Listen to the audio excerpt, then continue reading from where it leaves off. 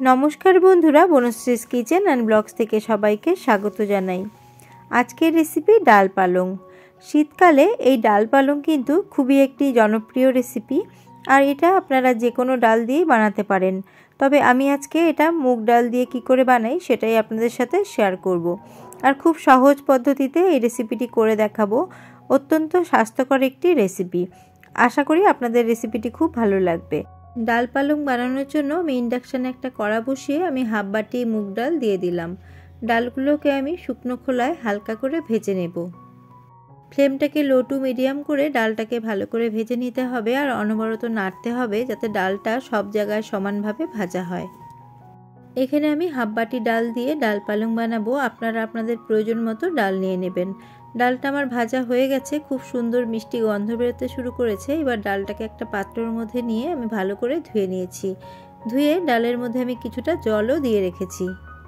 রেসিপির আরেকটা উপকরণ পালং শাক। আমি এক আটি পালং শাক থেকে হাফ আটি পালং শাক নিয়ে আমি গোড়ার দিকটা কেটে ফেলে দিয়েছি।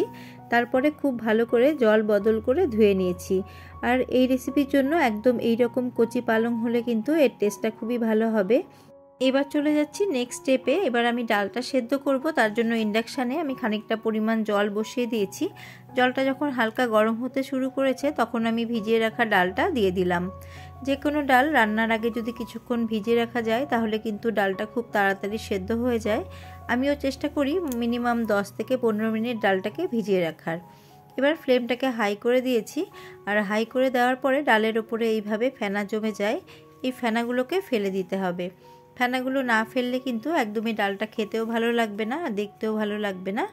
এইভাবে যে কোনো হাতা বা যে কোনো বড় চামচ দিয়ে অনায়াসেই কিন্তু এইভাবে একটুখানি কেচে নিয়ে ফেনাটাকে ফেলে দিতে হবে। ফেনাগুলোকে সরিয়ে দেওয়ার পরে ফ্লেমটাকে লো টু মিডিয়াম করে দিয়েছি যাতে ডালটা তাড়াতাড়ি সেদ্ধ হয়ে যায়। মুগ ডাল বা মুসুর ডাল দুটো ডালই কিন্তু সেদ্ধ হতে খুব কম সময় লাগে, আর এখানে আমার ডালটাও কিন্তু সেদ্ধ হয়ে গেছে। আমি ইন্ডাকশানটা বন্ধ করে দিলাম, আর দেখুন ডালটাকে এইভাবে সেদ্ধ করে নিতে হবে, না খুব বেশি গলে যাবে না খুব বেশি শক্ত থাকবে। এবার আমি ডালের কাঁটা দিয়ে ডালটাকে একটুখানি ঘুটে নিচ্ছি। এখানে আমি ডালের কাঁটা দিয়ে ডালটাকে স্ম্যাশ করে নিচ্ছি বা ঘুটে নিচ্ছি। আপনারা চাইলে হাতার পেছন দিয়েও কিন্তু ডালটাকে ঘুটে নিতে পারেন। দেখুন খুব তাড়াতাড়ি ডালটাকে আমি ঘুটে নিলাম।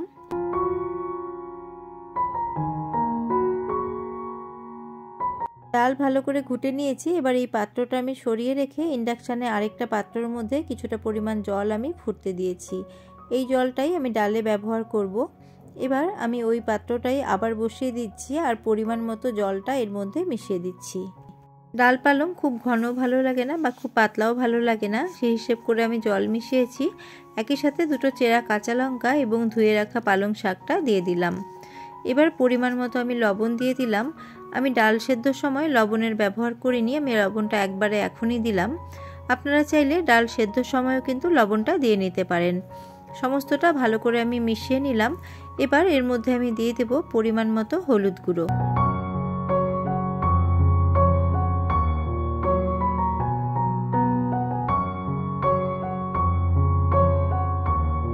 ভালো করে সমস্তটা মিশিয়ে দিয়ে ফ্লেমটাকে মিডিয়ামে করে দিলাম যাতে ডালটা তাড়াতাড়ি ফুটে ওঠে। আর পালং শাক সেদ্ধ হতে কিন্তু একদমই বেশি সময় লাগবে না, মাত্র 3 থেকে 4 মিনিটের মধ্যেই কিন্তু শাক ভালো করে সেদ্ধ হয়ে যাবে। দেখুন এখানে ফুটে উঠেছে আর শাক কিন্তু সেদ্ধ হয়ে গেছে। এই পর্যায়ে আমি হাফ চা চামচ জিরে গুঁড়ো দিয়ে দিলাম। এই ডালটায় আমি একদমই কোনো মশলার ব্যবহার করি না। খুব কম মশলা ব্যবহার করার কারণে রান্নার যে একটা আসল ফ্লেভার সেটা কিন্তু একদমই বজায় থাকে, আর খেতেও কিন্তু খুব সুস্বাদু হয় আর তেমনই হেলদি। জিরে গুঁড়ো দেওয়ার পরে আরও মিনিট খানিক ডালটাকে আমি ফুটিয়ে নেব। আর দেখুন পালং শাকটা খুব বেশি কিন্তু গলে যায়নি, খুব বেশি গলে গেলে খেতে ভালো লাগবে না। এই রকমভাবেই সেদ্ধ করে নিতে হবে। এখন আমি ইন্ডাকশানটাকে অফ করে দেব। অফ করে দিয়ে ডালটাকে সাইডে সরিয়ে রাখবো। ডালটাকে এখন ফোড়ন দেব। তার জন্য ইন্ডাকশানে আমি কড়া বসিয়ে কড়া গরম হয়ে গেলে 2 চা চামচ সর্ষের তেল দিয়ে দিলাম। আপনারা চাইলে সাদা তেলেও ফোড়নটা দিতে পারেন। তেল গরম হয়ে গেছে, এর মধ্যে আমি দুটো শুকনো লঙ্কা আগেই দিয়ে দিয়েছি, আর দিয়ে দিচ্ছি 1/4 চা চামচ 5 ফোড়ন আর 1/4 চা চামচ জিরে। এবার ফোড়নটাকে আমি ভালো করে একটু ভেজে নেব। আপনারা এইভাবে 5 ফোড়ন এবং জিরে ব্যবহার করে এই রান্নাটি করে দেখবেন, এর টেস্টটা কিন্তু খুবই ভালো হয়। ফোড়নটা ভাজা হয়ে গেছে, একটা ছোট সাইজের তেজপাতাও দিয়ে দিলাম। এবার ডালটাকে ভালো করে নাড়া দিয়ে আমি কড়ার মধ্যে ডালটাকে দিয়ে দিচ্ছি।